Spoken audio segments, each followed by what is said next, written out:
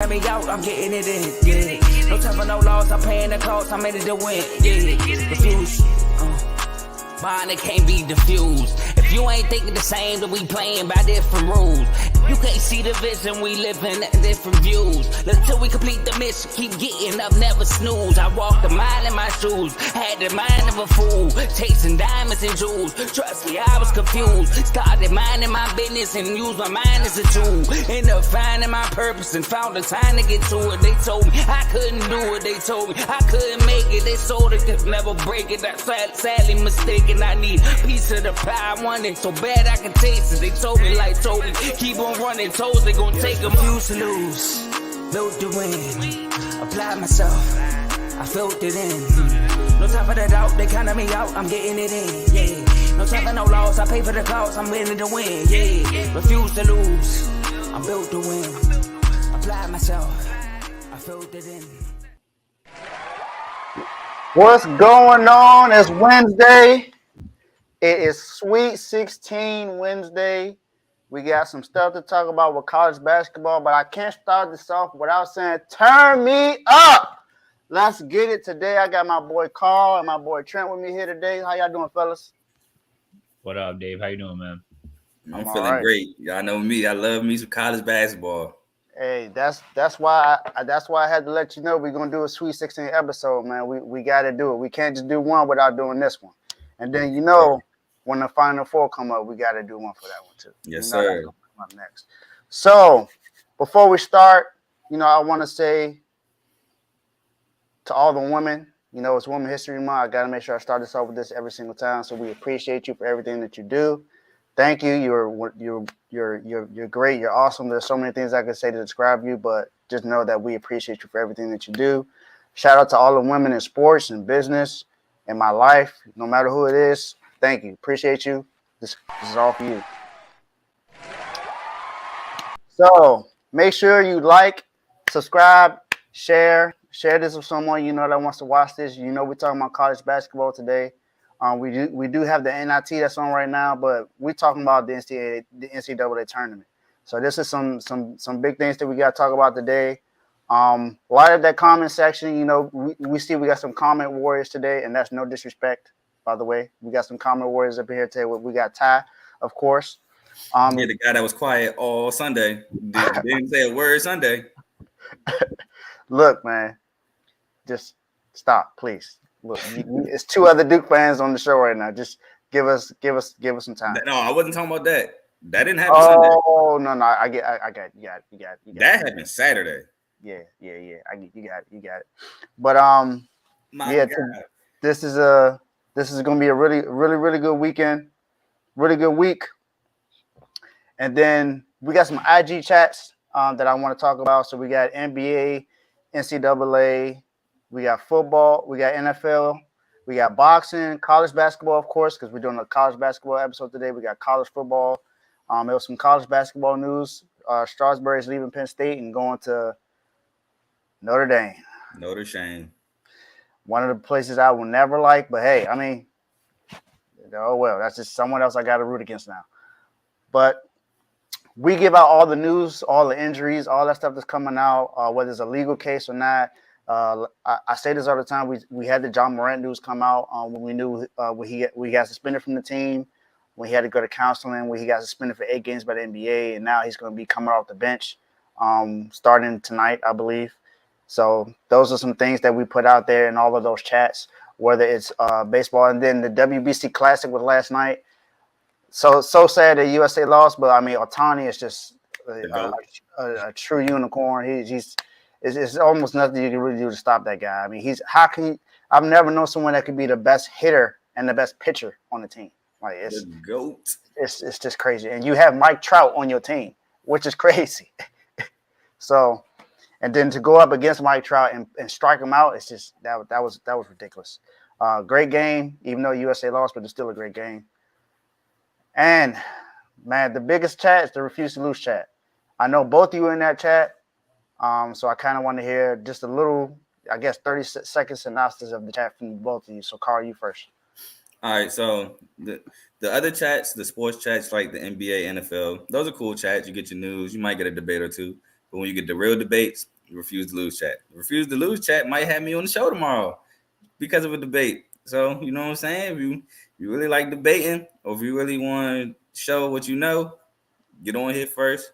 After you show what you can do in these other chats, then you be in a refuse to lose chat. Trent, what is your experience from the refuse to lose chat? Yeah, go ahead and hop on that Refuse to Lose chat. If you've been on the show, like Carl said, you'll get your news and updates and interest from those other chats. But if you have something to say, that's your platform to say it. And the debates get heated in there. It's all love at the end of the day. But this is kind of the dance floor where we get the dancing for that chat. So get yourself in there, and we'd love to hear you on the show. I started just by meeting you guys through the show, and here I am. So it's a good opportunity for everybody. Time to boogie on down. This where the boogie goes down. That goes down here, and it ain't nothing without the refuse to lose chat. So the last but not least, enjoy the show. So first things first, we got to talk about the bracket busters. What were the biggest surprises in this tourney so far? I know we had some blue bloods that are no longer in it. We had some blue bloods that didn't even make the tournament. UNC. Gotta get your shot in, huh? Gotta get my shot in. You know it's coming. So, and then we had a number one team, another number one team lose. First time. It's only the second time it happened in a long time. So, man, I mean it's some crazy things going on in this tournament. I mean, it's March Madness for a reason. So we understand. We kind of figured this was going to happen. And shout out to Teddy, because Teddy called the upset and it happened. So shout out to Teddy for that upset that he called with FDU beating Virginia. He said that was going to happen, and it happened. So, Carl, I'm going to come to you first. What are some surprises that you had that happened in the tournament so far? Surprises I had, or what's the biggest surprise? Biggest surprise to you so far? Princeton making the Sweet 16, honestly, is the biggest surprise of the tournament. I understand Princeton is a really good defensive team, but I didn't have them getting past Arizona in the first round. I thought Arizona would be too much with those big men. I think they have 2 7-footers. Thought those bigs would be too much for Princeton. Then you have Kirk Carissa, who led the Pac-12 in assists, who was just facilitating the offense, and Courtney Raymond, who to me was an absolute bucket, transfer from Texas. So I just thought that was too much for Princeton, but they overcame. They won the game. Then they beat Mizzou. Now, them beating Mizzou wasn't that much of a surprise to me, because I felt like Mizzou is more push the pace, where Princeton can slow them down and wear on them defensively. They can win that game. So I wasn't as surprised with Princeton beating Mizzou, but them getting to the Sweet 16 to me is by far the biggest surprise. Now, another surprise, only because I'm not really surprised, but I'm surprised how they got there, is FAU, only because Memphis got robbed, and I'll explain why. There was a point in the game where FAU was supposed to get a shot clock violation. Mm-hmm. They reviewed the play when it's not reviewable and put time back on the shot clock for FAU, and FAU hit a 3 off that. Then they missed a travel, which resulted into another FAU 3. Then at the end of the game, tie ball game, which Kendrick Davis I want to state this, but I want to preface this by saying Kendrick Davis had a bonehead turnover. But yet and still, with that bonehead turnover, they were able to get the ball back. And you have 2 to 3 Memphis guys right in front of the ref calling a timeout. And they call it jump ball. Ball goes to FAU. FAU scores the layup, wins the game. Oh, it wasn't a tie game. Excuse me. Memphis was up 1. Excuse me. But ball goes to FAU. FAU gets a layup, wins the game. Honestly, Penny had every right to throw that water bottle. It was robbery. But I digress. FAU takes care of business in the second round again. Not surprised they beat FDU. FDU, great story. That's honestly the obvious last surprise of the tournament. FDU, because if you paid attention to college, FDU, and you realize how FDU got in the tournament, they weren't even supposed to be there. FDU didn't win the NEC Conference Championship. Merrimack did, but Merrimack falls under the same lines as Bellarmine did last year. Bellarmine won the ASUN, but they were a new Division I school, and new D1 schools have to wait 3 to 4 years before they can enter the tournament. So although they won the tournament, the conference tournament, they weren't eligible for the NCAA tournament.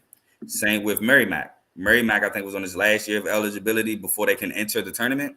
and they won, but FDU was the runner-up. So FDU, as the runner-up, got in the tournament. And then they beat Texas Southern. I think they actually blew them out. Then they going to beat Purdue, which was crazy upset. And then the L to FAU. So Trent, what was the biggest prize for you in this tourney so far? Yeah, I mean, I think we've kind of covered it so far with Princeton being in the Sweet 16 and then FDU, kind of piggybacking off what Carl said. Not only was FDU not their conference champions, they were also last in strength of schedule in all of Division I basketball, and they were the shortest team, averaging 6'1" in height. So to go up against that Purdue team and get that win was huge. Princeton in the Sweet 16, obviously coming out of the Ivy League, and Furman over Virginia in that first round was obviously a heroic shot. But one team I wanted to talk about that I'm a little surprised is Tennessee. Tennessee was the fourth seed was the fourth best team in the SEC this year, and they're a 4 seed in this East region, and they have a pretty favorable matchup against FAU, and then I think they're going to have a pretty favorable matchup against Michigan State or Kansas State, depending who comes out of that. I do have Michigan State winning that game, but you're looking at a Tennessee team who lost their best player in Zakai Ziegler towards ACL towards the end of the season, a team that was kind of leaking oil going into the NCAA tournament, but they figured out a way to beat Louisiana in the first game, and then had a pretty convincing win over a hot Duke team in that second round. So I think Tennessee was not getting a lot of love in that East region with Purdue, Duke, Marquette, and even a lot of people liking Memphis after winning that American Conference tournament. So shout out to Tennessee. Kind of been rolling without their best player, and I think they're going to be in the Elite Eight after this weekend. Yeah, for me, I agree with what Jerry said in the comment section. I think that rule was stupid. I think that's a dumb rule. I think that's something that they need to change, and it needs to change ASAP. If you win your tournament, your conference tournament, you should be eligible automatically to be in the NCAA tournament. I don't see why you have to wait 3-4 years just to get in when you win your tournament. To me, it just doesn't make sense. But the biggest, I guess, I don't know, maybe if it's because schools might not have the funding yet for to provide travel. I don't know. I think it's stupid too if they have the funding and everything, but maybe they just feel like teams might need years to catch up with funding. I don't know. I think it's just a 1-year probation period is kind of like what the gist of it is, because it's only a 1 year. It's only a 1 year. It's more than one. I think it's 3 or 4. Oh, I thought it was only 1. Oh, well, mine's was. I'm gonna kind of go a different route. My biggest surprise of the tournament so far is the fact that North Carolina didn't make it in the tournament. Oh, come on. I'm saying this out of respect, even though I don't like UNC. It's just out of respect. This team made it all the way to the finals last year. Not only did they make it to the finals, they had 3 really good returning players of the year, were R.J. Davis, Caleb Love, and Armando Bacot. They were preseason number 1, and I mean, I understand that they finished unranked and didn't win in the tourney, but I really expected this team to be good enough to be able to make it into the tourney this year. Yes, it's UNC, and I'm glad that we swept them this year, and I'm glad they didn't make it. But that was just the biggest surprise, the fact that they weren't good enough to make it into the tournament. And those other surprises were definitely one too. I do want to say that I don't think that the win over Virginia was much of a surprise, because I think, Carl, you mentioned that game could be pretty iffy just because Virginia is not known for scoring and they're only known for defense, and if FDU can pretty much keep up with them, they can win that game. Furman. So, but so that was one for me. But for me, like I said, it was just about UNC not making the tournament. My bad. That was a really good team. So I thought that they would be good enough to still make some kind of a run and be able to make the tourney. But So your surprise isn't that they didn't make it; it's that they're not good enough to make it. That's the surprise. Yeah, that's my surprise that they weren't. Okay, because I'm about to say, if you're surprised they didn't make it, Dave, we're gonna have to debate that. Yeah, I mean, they didn't do anything good enough to make it. So I understand that. They're good enough. I mean, those those three players alone, and Caleb Love stepped up last year in the tourney. He was one of the biggest reasons why they made it there. Of course, you get Armando Baker. That was, I mean, I'm not sold. He's coming back this year, so that's good. But Caleb Love last year in the tourney helped him out. I mean, this year he wasn't the same player, but I like what he did. One might argue he was. He just got hot in the tournament. Because before the tournament, if you really pay attention to North Carolina last year, before the tournament, they were like North Carolina fans were really questioning their guard play. But then the tournament happens and they got hot. And then it was like, okay, we see what they can do. And then they decided to come back. So you going off the tournament, now they coming back off that tourney run. They like, okay, cool. We got the best backcourt in the country. But then they reverted back to pre-tournament Caleb Love and RJ Davis. And now it's like, dang, they didn't really step up like we thought they did. Yeah. That was probably the biggest thing for me. I thought from the tourney, I thought that was all right. They got 3 returning players. Caleb Love turned up in the tournament. So I'm expecting him to do better in the next season. So my expectations were high, even though, like I said, I don't like them. I'm a Duke fan, so I don't like UNC. But I expected them to be more competitive and to be in position to at least be in the tourney, not to miss it entirely and go unranked. So that was my big surprise for the tourney this year. So now we're just gonna go into the next topic. Got it. I had to throw in the Michigan State question in there because we got a Michigan State guy in it. We got a Michigan State guy on the show. So I hope Tomo made this. I hope Tomo made this title. I hope it hurts you when you made it too. Yeah, he's the one that made the title, so that's what he put. That's what he did. So, and that's how you know he's doing the sounds. So Tomo, you're done, son. We're not talking about the Terps. Tomo, stop with that. Yeah, it's okay, Tomo. It's fine. Look, Duke is done too, so it's all right. But what are Michigan State's chances to win it all? We know Izzo is one of the best coaches, one of the greatest coaches in college basketball. And we know what he can do when it comes to this time. So what are the chances that they can actually win their region, win in the title in the final, beat their matchup in the Final Four, and actually win it all this year? Y'all want me to start this? I'll start this off. All right, cool. So to win the region, we'll start with the region and then win it all. So to win the region, I give us a 75% chance. I know we have a tough task tomorrow with the Battle of the New York Gods in Madison Square Garden with Tyson Walker and Marquise Noel. I love Marquise Noel. Marquise Noel is a dog, and he's going to be a tough task to stop before our Spartans. But I love AJ Hogarth. When AJ Hogarth locked in, it's not too many like him. Locked in defensively, when he's got his mindset on getting to the cup, it's hard to stop that guy. And if we do beat Kansas State, which I had this matchup in my bracket and I had us moving on to play either Tennessee or FAU, which I agree with Trent. I have us playing Tennessee. I do think we can beat Tennessee, partly because, like he said, they lost to Kai Ziegler for the season with that ACL tear. And also, like he said, they were limping into the tournament. When Tennessee was coming into the tournament, they weren't playing good basketball at all. They were actually playing really bad basketball. They have a shooter in Santi Vescovi, but I feel like, again, Hogarth, Tyson, or Jaden, we can have them face guard, bruh, and we'll be pretty okay. Yeah, they might have to fight a lot of screens, but I think they're up for the challenge. I feel like our bigs and their bigs can cancel each other out. Now, our guard play, I feel like it's better than our guard play, like I said, with Tyson and AJ. Jaden Akins being the X factor, but I think the X factor for that game would actually be Malik Hall or Joey Hauser.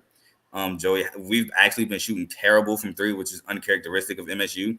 Yeah, we beat 2 really good teams in USC and Marquette. So hopefully we can pick that up. Hopefully we don't shoot 1 for something and 2 for something from 3 again, because Lord knows that hurts. Especially being the top 5 or top 3 3-point percentage team in the country. But again, our defense, we have a really good defense, and that really helps us when our offense is struggling. Now, in terms of winning it all, I don't think we will win it all, and here's why. Because of our scoring droughts that Michigan State goes through game in and game out. If you're a Michigan State fan like me, then you've known for years that no matter how good the scoring has been in the game, there's eventually going to be a long scoring drought, and it sucks. And against teams like Alabama, Texas, UCLA, you can't afford to go on those scoring droughts because Alabama, while being a really good defensive team, they're also a really good offensive team. And they beat us earlier in the Phil Knight tournament by showing that. Brandon Miller went crazy. Brandon Miller is an extremely explosive guard. And you mix that with JQ, Javon Quinterly, who can get to the cup and finish with the best of them in the country. It's going to be a tough game to win if we were to go to the Final Four or championship. I don't know how that works out if we were to see Bama. I don't know when that would be, whether it's Final Four or championship. But either way, if we were to see Alabama, that would be tough. Final Four, it would be tough for us to win that game because of those scoring droughts. Texas is the team I have of winning it all because, again, I think they have a top 3 backcourt in the country with Tyrese Hunter and Marcus Carr. Serge Ibaka Rice, the transfer from New Mexico State, is a knockdown shooter. I think he won 6th man of the year in the Big 12. You have Timmy Allen, who's a bucket. Dylan Dessou, who's an active big. I mean, he's not tall, but he's still active as a big man. You got Christian Bishop, the transfer from Creighton.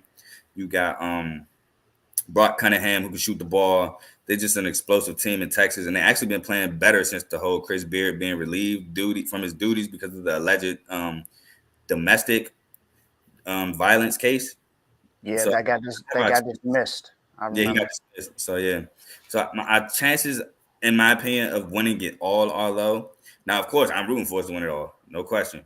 But if I have to give a realistic answer, I think we can make the Final Four. It's feeling a lot like 2015. I said it in the chat. 2015 as a 7th seed, we beat Louisville. I think we beat Louisville to get there. I can't remember the other teams we beat. I think we beat Virginia. I'm not sure on that. You can check that. But yeah, 2015 came in as a 7th seed with Tryson Valentine and Brent Forbes and Brandon Dawson. Made that Final Four run. I think we could do it again. Yeah, for me, I think my percentage is probably just slightly lower than you to get to the Final Four. I got 70%, but it's still strong. Just because I like Walker.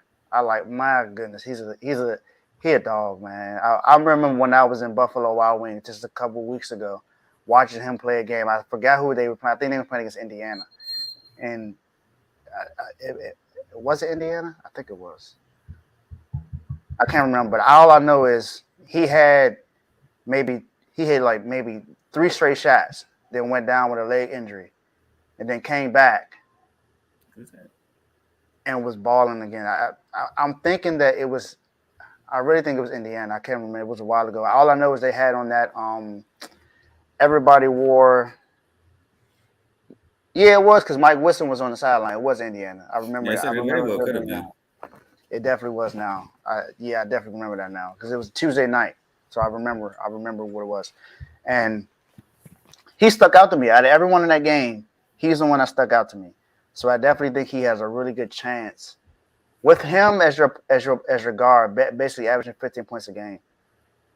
And doing everything else he does with everyone and with everyone else you have in your roster, you have a really good shot to make it to the Final Four. Now, I agree with the you having to match it with Alabama in the Final Four. I definitely don't think you would be able to get past them because, I mean, who's going to be able to stop Brandon Miller? It'd be tough. AJ will probably be the sign that, but it'd be tough. It's going to be tough. I mean, he's averaging 19-8 right now in a tourney. No, I don't think averaging 19. I mean, not in a tourney, but 0. I must say, 0 the first game. So in through this year, he's been averaging 19-8. Yeah. That's what I meant to say. So he's averaging 19-8 this year, and I mean, we've seen him put up 41 points in a game. This is a freshman, and I understand him. I understand his situation that happened outside of basketball, but right now we just talking about basketball. As far as basketball, this man is ridiculous. I don't know exactly who. You may have to come up with a boxing one or something like that to be able to stop him from doing what he needs to do. But I don't even know if that's going to be able to stop him. Yeah, just don't I ask don't, Maryland how to stop him. I don't think you need to ask Maryland how to stop anybody. But but I still I still like UCLA. I still like UCLA. I know I said this before, but I mean they are still an attorney, so I still got a chance to be right. I still like UCLA. And I think if y'all are able to get past Alabama and y'all play UCLA, I would give y'all a better chance to beat UCLA. We got a different championship team. I got Texas beating UCLA. Yeah, I got I think I had UCLA beating Texas. So I mean we could debate that another time. But It's a tough matchup for sure. It's not no guaranteed either way. So I feel you. yeah. So Trent, what you think? What you think is Sparty's chance to march on and make it to the championship and win it all? Yeah, I'm definitely rooting for them. Last team in the Big Ten, so represent. Love Tom Izzo. They're definitely battle tested, top 20 strength of schedule. And as Carl mentioned, as much as they have been struggling from the 3-point line, they still shoot 5% better from three than Kansas State does. Both defenses hold each other under 70 points. So I think it's going to be a slow paced game. I'm going to give the slight edge to Michigan State in this game. And then I do have Michigan State, unfortunately, falling to Tennessee in the Elite Eight. So I think everything Michigan State's done to this point has been great. Walker's been playing well. Hauser's been shooting over 40% from three. So the guys can get it done. But I just think Tennessee is going to be a little bit bigger, a little bit faster. And it's going to be a tough matchup for them to keep up on the offensive glass.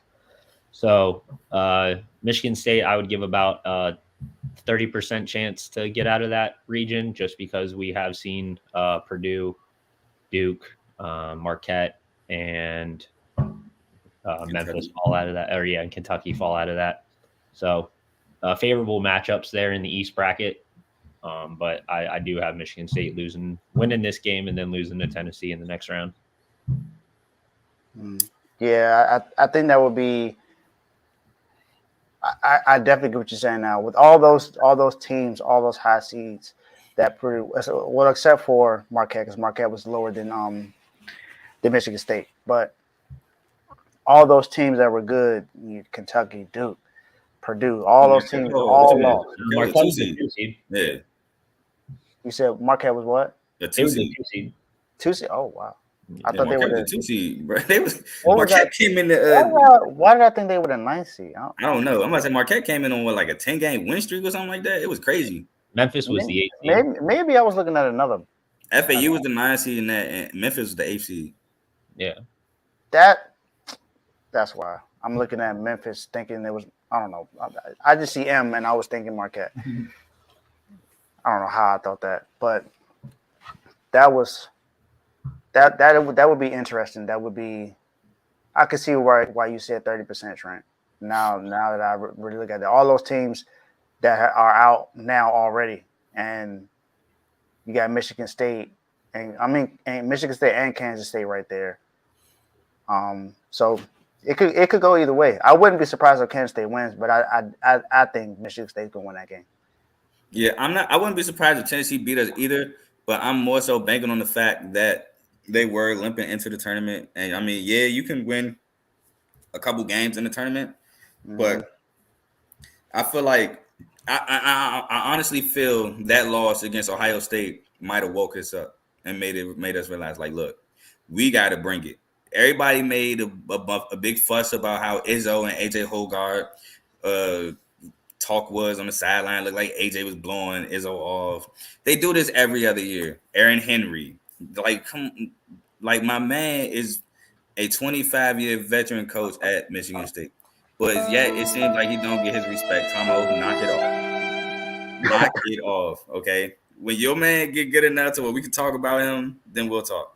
But until then, just watch the pro do his job. You feel me? But anyway, and we have to also realize who we talking about. Izzo's been to 8 Final Fours. Mm-hmm. Been to countless Elite Eights and Sweet 16s. This is what he's built for. The month is literally changed to Izzo. So I feel like I like Rick Barnes as a coach. Don't get me wrong.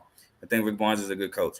But I feel like Izzo can outcoach Rick Barnes. I feel like Izzo has his hand on the pulse of MSU. I think he got his plan to how he loves our MSU teams to play, which is gritty and grimy, and we scratch and claw for everything. And no matter how bad we're shooting, we can rely on our defense, like I stated earlier. So I do feel like we have a better chance of beating Tennessee than Tennessee has a better chance of beating us. We're making state first.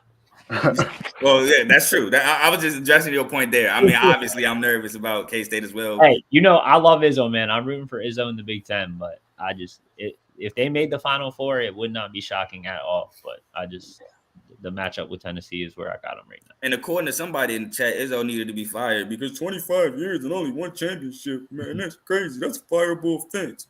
I mean, he's a comment warrior for a reason. So, there you go. So let's go to our next topic. We got to talk about the Blue Bloods not making it.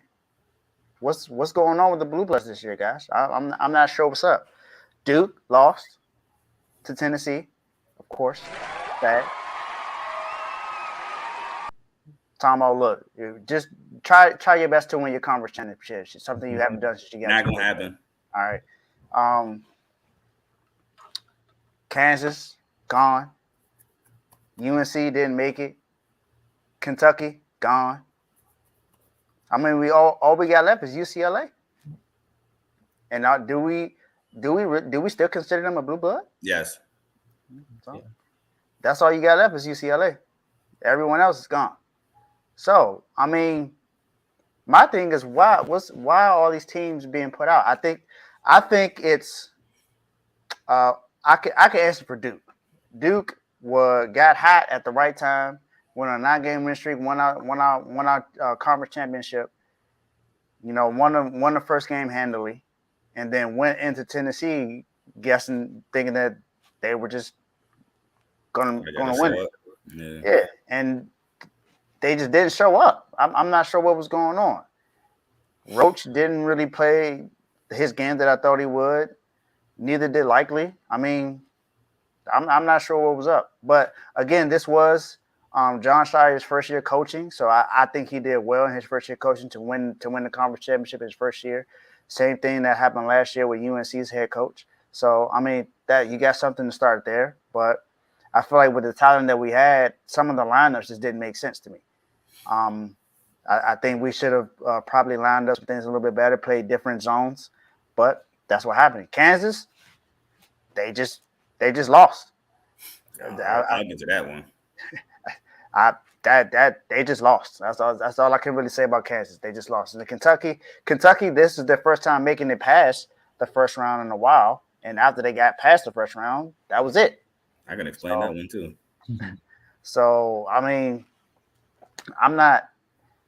for me, it's just these teams have to. These are the teams. For Kentucky and Duke, I know for sure. They're mostly known now for getting the stars that play for 1 year and then they go to the league in the very next year.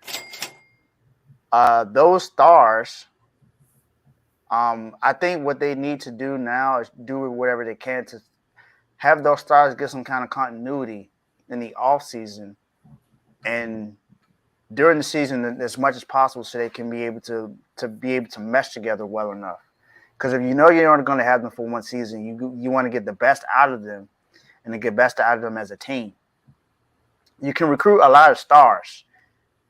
I want to relate it to like the Lakers. When the Lakers went and got Karl Malone and Gary Payton, you got all these stars together, but you don't get them together to get to the championship. You get them there so you can win it.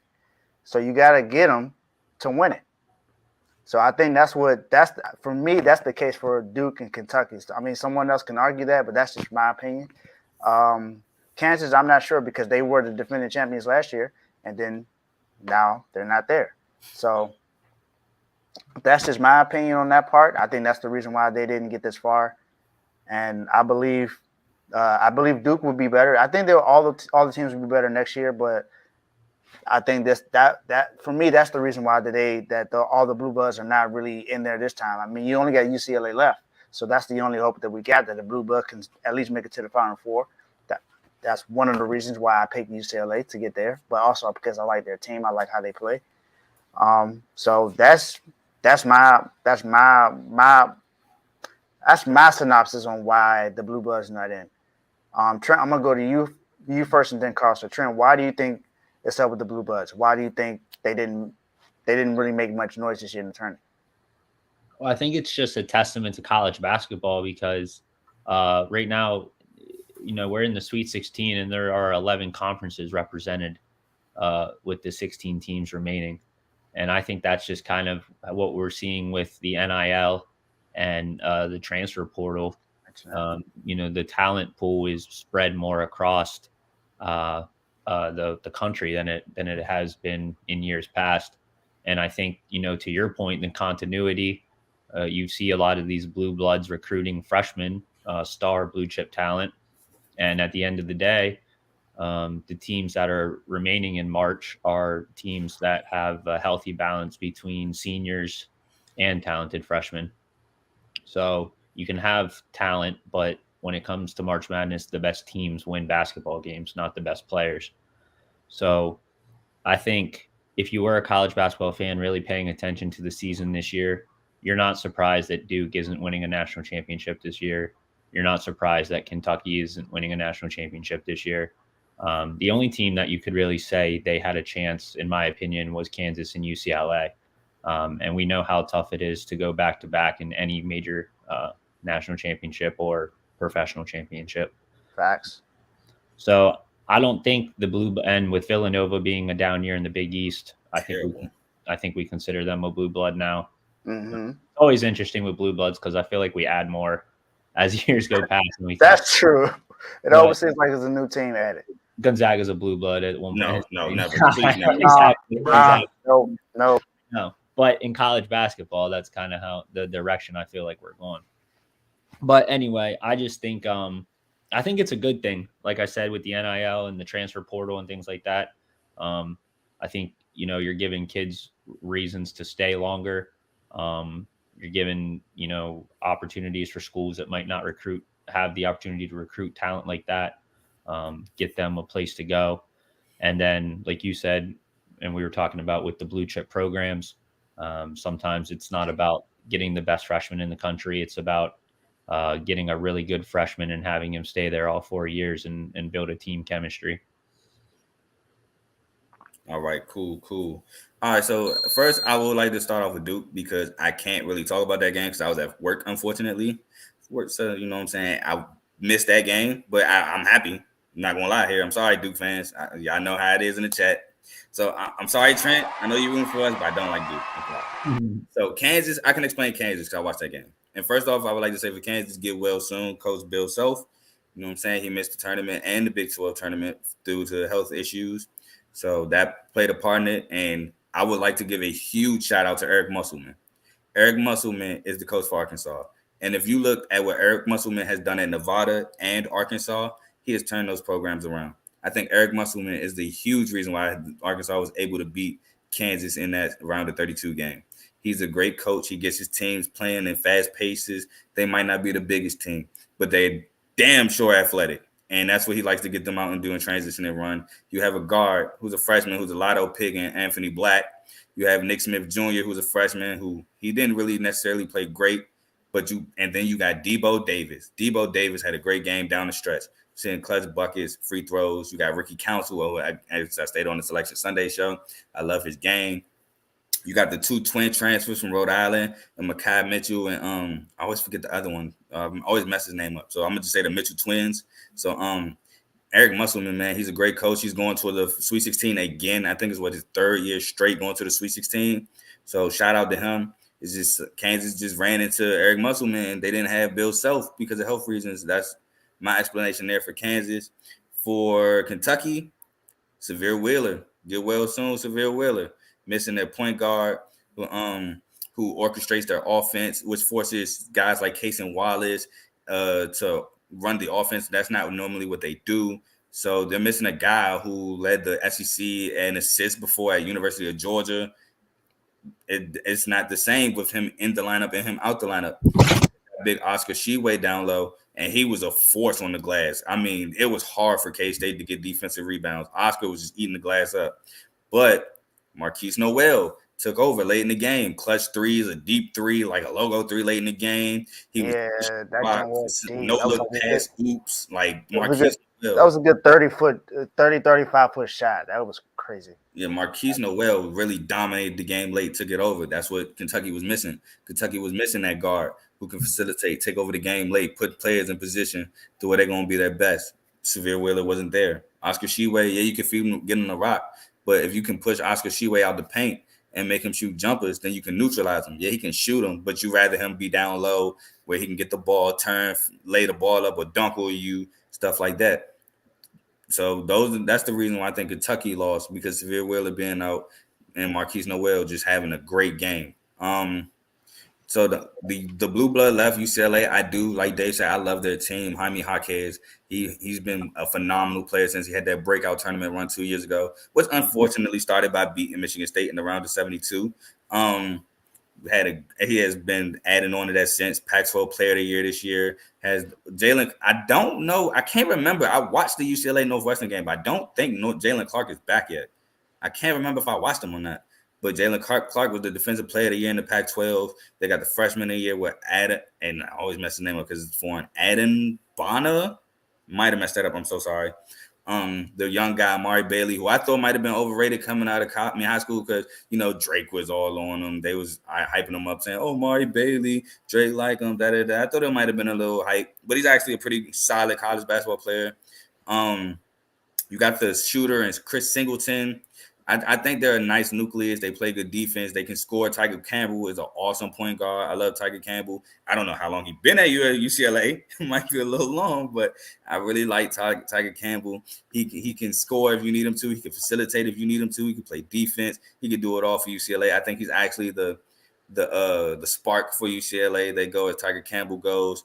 But in all reality, like Trent said, if you've been paying attention to college basketball this year, there was never a dominant team where throughout the year they're like, oh, this team is this favored. Would you bet this team against the field in the NCAA tournament? There was no number one consensus team in college basketball. And I do agree with Trent how it's become the NIL and transfer portal. Some people call it portal combat. Put that on the t-shirt, whoever started that. But I need one of those shirts. I do think that's part of it, but I also think part of it is because nowadays the access of a trainer is just so easy. Growing up, there wasn't really trainers growing up, so if you had one, it was like when you were like one of the select few, or maybe you were good or really good, and somebody saying something, and you're like, all right, cool. Mind if I train you to help you to get to the next level? Now everybody and their mother got a trainer, so I think the talent nowadays is more talent to choose from. And now colleges are getting players that can play elsewhere, but it's packed. Like I could have probably went to Duke, but Duke then got 3 guys just as good as me, and I'm not probably gonna get rotation. Just like, for example, I know it's a different sport. Jamison Williams at Ohio State. Jamison Williams wasn't gonna get no burn at Ohio State. Went to Alabama, was a dog, became a 12th overall pick. But he was I don't want to say castaway because it sounds terrible, but he was a castaway at Ohio State. Mm-hmm. It's just abundance of talent out there, and I think it's better for the game of college basketball because now you can watch mid majors, and boom, you have a good Friday of college basketball watching mid majors. It's guys in the mid majors that can score with guys at Power 5, Power 6s, depends if you want to call Big East the Power 6 conference, and I love it. Yeah, I agree. I'm glad y'all mentioned the NIL and it pretty much even in the playing field. It's almost the same thing that we said about Jackson State when Deion Sanders was there. He evened the playing field. Now, if you look at it now, the transfer portal was crazy this year in college football. It was over 1,000 transfers in college football this year. And now that he's in Colorado, look at all the players that transferred to Colorado just alone. And Colorado is going to be a lot better next year than a lot of people think. Now, not saying that they're going to go make one of the New Year's bowl games. Not saying that I think that's a little too early for that, but it's Deion, so you don't know exactly what's going to happen. His son is there. He got 2 of the best corners in the last 2 years, basically at his school. One that was supposed to go to Miami, he committed to Miami, but then he decommitted and transferred and actually went. He committed to Colorado. So you got two of the best DBs in the companies from the last 2 years there. It's crazy. In the NIL, I relate that to the University of Miami. Look how good University of Miami is because just how the NIL is, and it's pretty much even the playing field. You talk about that University of Miami. I'm sorry, Dave, I got to cut you off, but that's not NIL. That's Jim Larinaga building the program. Isaiah Wong. I'm not saying this is solely on that. I'm just saying it had slightly something to do with it. Maybe getting Nigel Pack, but the rest of that is team built. No, I know. Look, I like their head coach. I like Larinaga. He's been really, really good as a head coach. Just as long as he's been in it. So I'm not discounting him or nothing like that. I'm just trying to use Miami as an example. Just how good they are this year. The playing field is even. So I see it makes me understand a little bit more why all the well-known colleges aren't where we think they are. Look at Alabama. Alabama's not known to be a basketball school. Nate Oates. That's Nate Oates, man. Nate Oates is a hell of a coach. Turned around Buffalo. He turned around Alabama. He is, but now what I'm saying is now you got all these great coaches that were at other schools. Now going to the bigger schools that are known for other sports. Well, Alabama is known for football. Miami is known for football. Some of these places are known supposed to be. Hey. Relax, okay? Relax, okay? But stop the cap. Look, Maryland ain't known for nothing, all right? All I gotta say. Bruh. You know for I'm not even gonna say his name because that'd be wrong. But that's it. But Bruh. to me that's a reason. That's a big reason why. And not just an NIL deal. A lot of players now, a lot of young men and women now see it as I can go anywhere now and be seen. It doesn't matter where I go at. I can go anywhere now and be seen.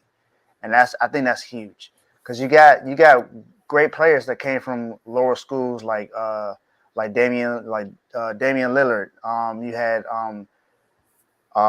Steph Curry that came from Davidson. Like you got players that don't come from like a Duke or nothing like that, and they ball out. I mean, you have the other stars like Anthony Davis and Kyrie Irving that came from the big schools, but you still see all these other players that come from smaller schools and like, hey, you don't need to go there. You can go here and still ball out. And the tournament pretty much gives you that opportunity to shine too, because now everyone sees you. So. Because was it C.J. McCollum had his best game, won his biggest game against Duke when they put Duke out. Mm-hmm. And Tyson Walker also from a mid-major. He's from Northeastern University. We pulled him from the transfer portal. There you go. So people come from Jalen Pickett, Penn State's best player. Jalen Pickett was Penn State's best player all year, and he came from Siena. So I mean, All-American.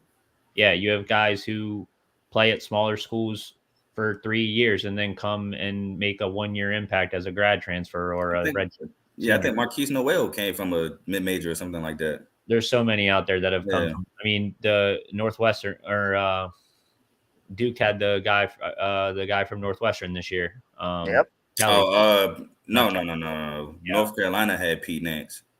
No, we had the dude from Northwestern this year though. I forget the white boy, 34. I forget his name. Yeah, I forgot too. But I was talking about Pete Nance, but that was North Carolina. Yeah. But there's just so many guys transferring in college basketball now and football and college athletics in general. We just had two teammates transfer that into the transfer portal this year with Reese Dixon Waters and Malik Thomas from USC. Which one makes no sense, but the other one does. And then Kirk Carissa just jumped in the transfer portal, led the league and led the Pac-12 in assists, and jumped in the transfer portal from Arizona. So I mean, look, there you go. Everyone's like, look, if I can't do what I want to do here, I'm gonna go somewhere else. So everyone has an opportunity to go play somewhere else to play, and they can play immediately. It's not like they have to wait a year. They go, they transfer, and play immediately. So I think it's a good thing.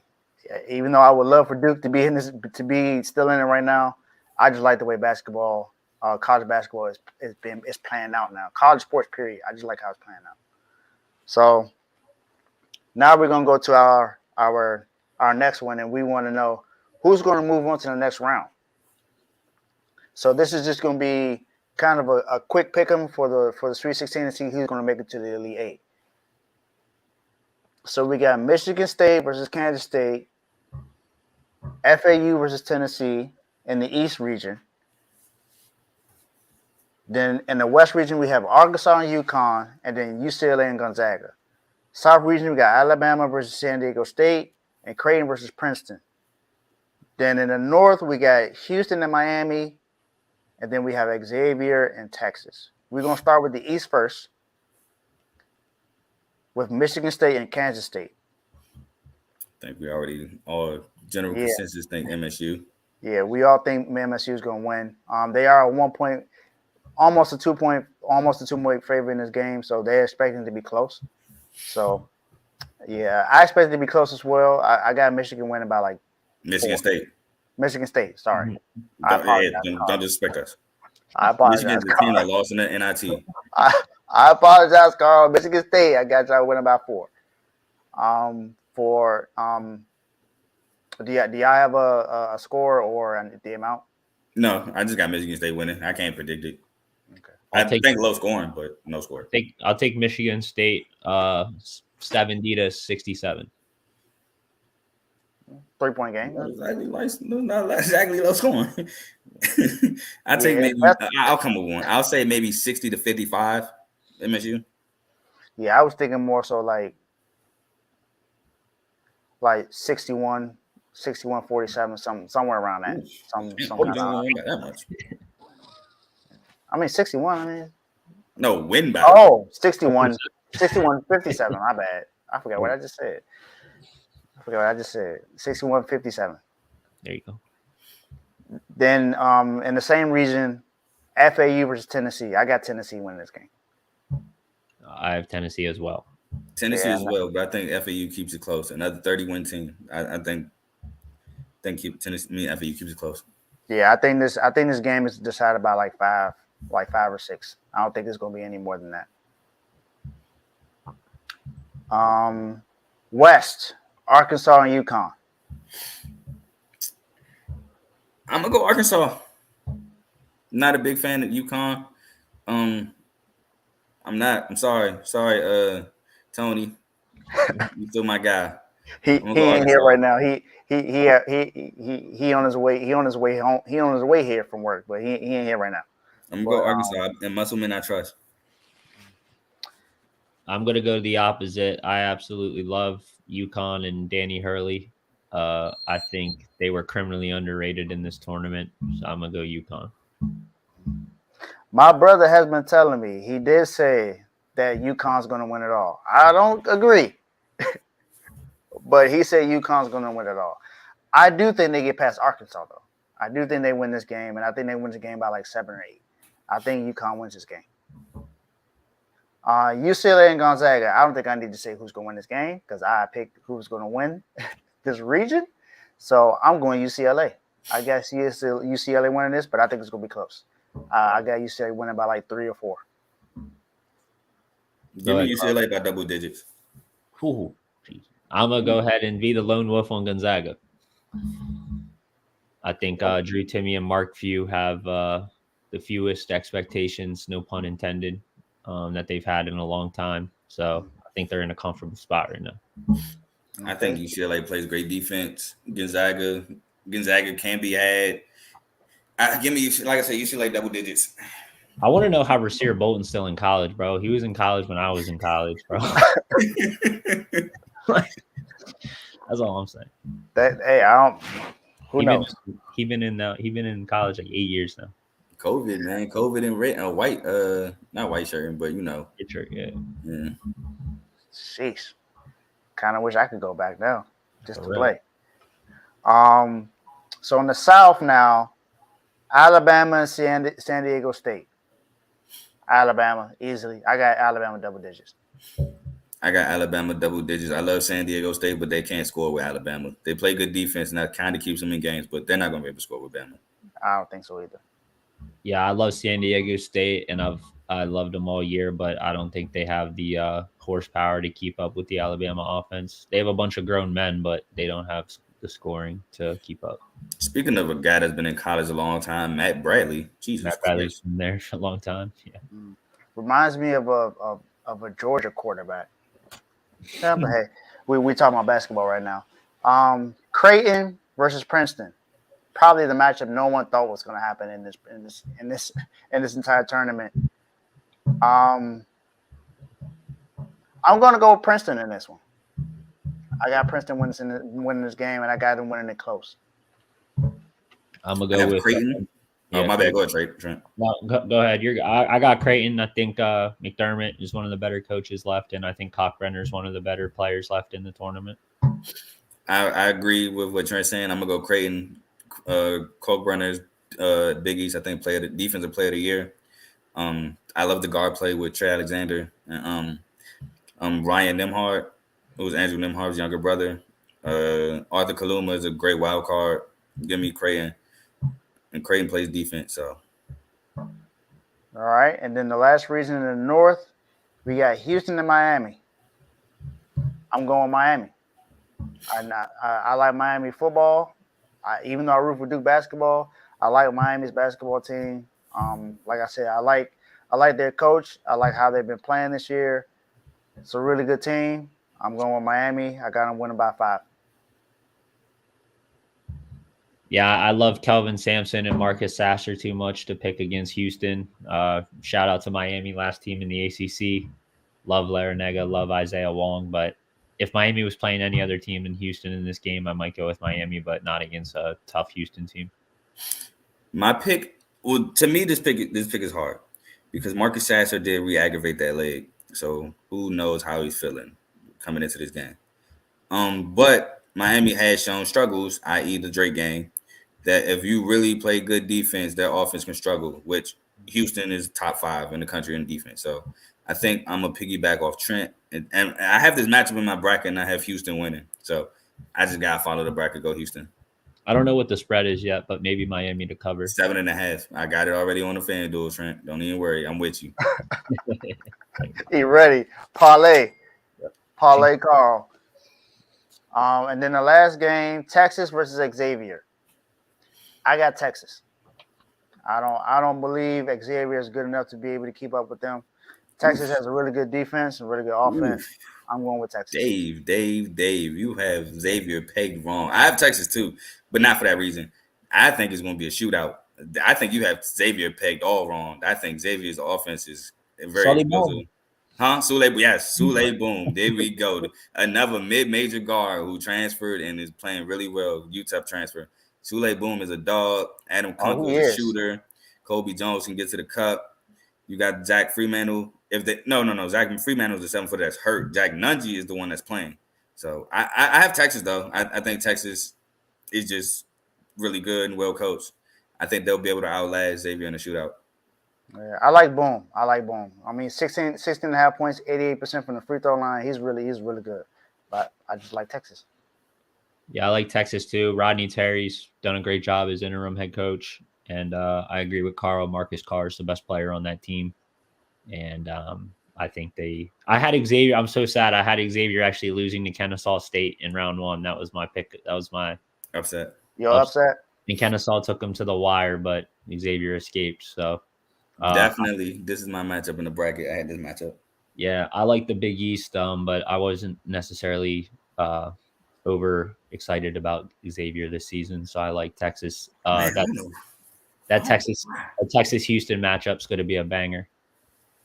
Yeah, I don't know why y'all so low. Well, didn't like Xavier as much. I was high on Xavier this year. I really liked him. I mean, I just thought Marquette was better. I thought Providence was better. I thought Marquette was. I didn't think Providence was. I don't agree with Providence. I think Marquette was, but Creighton was better. Creighton, I will give you Creighton, but I'm high on Creighton too. So UConn was better. Yeah, and I'm low on UConn, so I see what you're saying. Yeah. And then, last but not least, last one of them all. Who wins it all? Who will be the one cutting down the nets this year? What is it? Is it no? I'm tripping. Yeah, I don't know what you were doing at first. I had a brain fart. Excuse me. It's cool. Since my team is not in, and I had us winning, I'm gonna let you go first, Trent. You let me go? Yeah, you go first. All right. Well, I'm gonna just stick with my pick in my bracket, even though my bracket's pretty busted. I still got my champion there, which is the Gonzaga Bulldogs. Oh, you fell for. Oh, Trent, and come on, you better than this, man. Gonzaga? I think the Gonzaga Bulldogs are, like I said, this year with Mark Few and Drew Timme, they've had probably the fewest expectations as a program that they've had in the last That's a valid point. No, that's a valid point. But I've seen this 10 movie way too many times. 5-10 seasons. But I will say this, and it's kind of a cop out, but this is my bold prediction. The whole time I was filling out my bracket, I kept bouncing back and forth between UConn and Gonzaga. So if Gonzaga does not win and they lose to UConn, UConn will win the national championship. But I think the Elite Eight game between Gonzaga and UConn is the national championship game. Wow. On you, Carl. Who do you think? Well, I saw you put it up, but explain why you picked Texas. Top 3 backcourt in the country, really well coached, active bigs, shoot the lights out the ball, can score with anyone and defend. I'm just really high on Texas this year. I love Marcus Carr, Serge Jabari Rice. I described the team already, man. I just love Texas. I don't, like I said, the scoring drops are the only reason why I'm not picking my boys. And plus, they're my bracket champion. I picked Texas to start, so I'm going to rock with my pick. My bracket is actually not pretty busted. My bracket, I got 11 out of 16, Sweet 16. So, you know what I'm saying? My bracket's pretty cool, but I'm going to rock with Texas. You know what, Carl? You sold me. You sold me. Because, Duke was my option to win it all this year. But, of course, that was a lot of bias in me. Look, just know Maryland had no chance to win it all. All right. That sound. Glad you played that sound because you had no chance. But Texas is really good, and I've been watching them lately. I can't wait to watch that game against them in this area. I think that's going to be a really good game. But Texas overall has, to me, one of the best, if not the best team overall in the tourney right now. Marcus Carr and Rice, I think those two are really good tandem teammates. Rice, 6th man of the year. And people just be forgetting about Tyrese Hunter. Man, Tyrese Hunter he go crazy too. Exactly. You got 3 players on the team that can go off. 4. Timmy Allen, no slouch. Hey, Timmy Allen, brother, Teddy Buckets. Hey, Timmy Allen played just like that. Now, Timmy Allen old as a mug. Hey, Timmy Allen fall in that category of high school and college, but he still can go. Yeah. But, man, I think their best shot to lose is, I guess, barring any kind of injury or falling into someone that plays them really good defensively, I just think Texas has the best chance to win it all. Out of all the teams that are playing right now, Alabama has the scoring, but I think they can be stopped by someone. I don't think that they could beat Texas because I think Texas has the better overall team. So, like Carl did, I'm throwing the horns up. I got Texas winning it. I got Texas winning it all. The only problem with Texas against Bama is Bama's length and size. Like, that's the only issue I see Bama giving Texas. But other than that would be the national championship game anyway. Yeah. But they got to get through Houston first. It's very true. Mm-hmm. That's true. And that, my guys, is the show for today. I appreciate you two for coming on. I think this was a really great show. Let's get some last words in, of course. But, like, subscribe and share this. We appreciate everyone else in the comment section. Thank you, Joe and Tomo, for being in the background. Tomo doing the sounds and the banners, of course, and Joe helping out with the comments and everything else. I appreciate you guys for doing that and allow me to be able to do this college basketball show today. This is long awaited. We wanted to make sure we did something about the Sweet 16. because it's been a lit tourney. It's been a lit tourney. No matter what, how I feel about Duke, I don't care that I care that we lost, but I don't care because college basketball is still great to watch. Like I'm going to watch no matter what. I have another Duke fan that didn't want to watch it anymore because he has another team in the NBA that he thinks is going to make it into the playing tournament. So he has that going for him.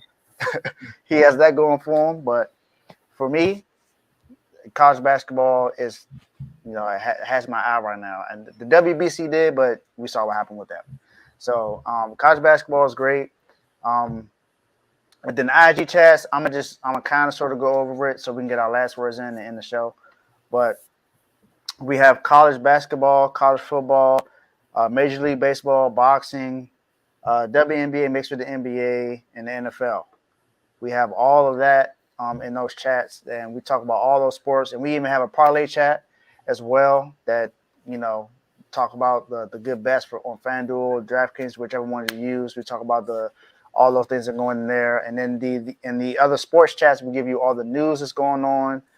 We have some healthy debates in there, but we mostly just go over all the latest news. We give it to you before ESPN, before Bleacher Report, before Twitter. And the guys will let you know. They can attest to you. They will let you know if they find it out on Instagram first before they found it out on Twitter. We pretty much put those news out there immediately when it happens. Carl could tell you when we found out about Reese transferring, it happened in the chat first. So we make sure we put those news out there. Whether it's a NBA legend doing a drive-by shooting, we let you know about all these things. Yeah, it was false, but we let all these. When we find it out, we let you guys know. So that's what happens in there. And in the Refuse to Lose chat, we tell you about everything. And we have healthy debates in there. We connect in there. We do every single thing in there. Everyone's doing something. I know. Like I said, I never met Trent before, but he met Joe, got on the show. Now I follow him. I see he's working out all the time on his Instagram. Carl is always doing his thing. Everyone in there is doing something great. Tomo has another show that he does, another podcast that he does. Kevo, he does sweets and treats that he does with his catering with his partner. So there's a lot of things that we do in there that we connect. It's a brotherhood, it's a family. We do everything we can, and most of our debates on the show go there.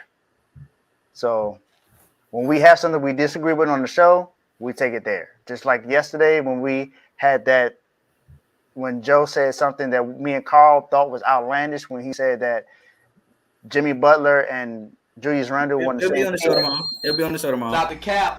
He'll be on the show tomorrow. So that's something that you'll see 4 of us talk about that tomorrow on the show. So maybe more. It definitely could be more. So, but you'll see how this goes. Last words for me. I'm just glad that I was able to do the show today. To have Carl and Trent come on, it was great. Glad we was able to talk about some college basketball.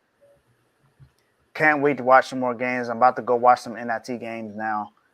It's Utah Valley versus Cincinnati. Ooh, Michigan. Hey, I'm telling you, man. This it's been a great year for college basketball. It's been a great year for college basketball, for all college sports. Honestly, it's been a really great. Can't wait to watch it. I am ready for next season though. Miami is playing the Knicks right now, so let's go, Jimmy buckets. Let's get some buckets in today. And San Francisco, let's make some more moves. Let's see what we're gonna do.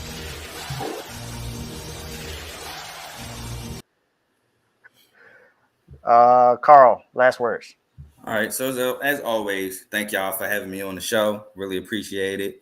I feel like this college basketball episode was long overdue. You know what I'm saying? College basketball is a great sport, man. I love it. It's basketball at its purest. I feel like we need to do more of these, man. I could talk about college basketball for hours. So, I mean, go Spartans. Spartans will. Victory for MSU. You know what I'm saying? Go green. Nobody said go white, cool. All right, but But yeah, man. Good luck tomorrow. First game, Sweet 16, 6:30, man. I can't wait. Yeah, that's all I got for you. Trent, Oh, last my bad. word. One more thing. Oh, It's NBA season. Trent, last words. Yeah, as always, thanks for having me on the show. Glad we can talk college basketball. Sweet 16 this weekend. Everyone enjoy it. A shout out Micah Shrewsbury. Thanks for the 1 year. The tournament run was fun. Get your money up, not your funny up. Let's get it. And that's it for the show today. We'll see you next time. We're glad you enjoyed the show. Until then, peace.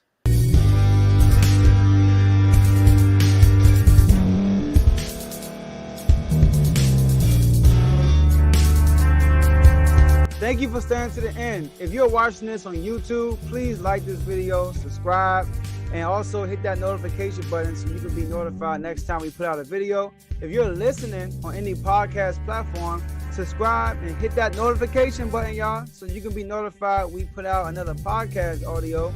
And last but not least, hit that share button, no matter what you're listening to or watching it. Hit that share button and send it to somebody that you know that would love to watch this episode you just listened to. So once again, thank you for staying to the end, and we'll see y'all at the next episode.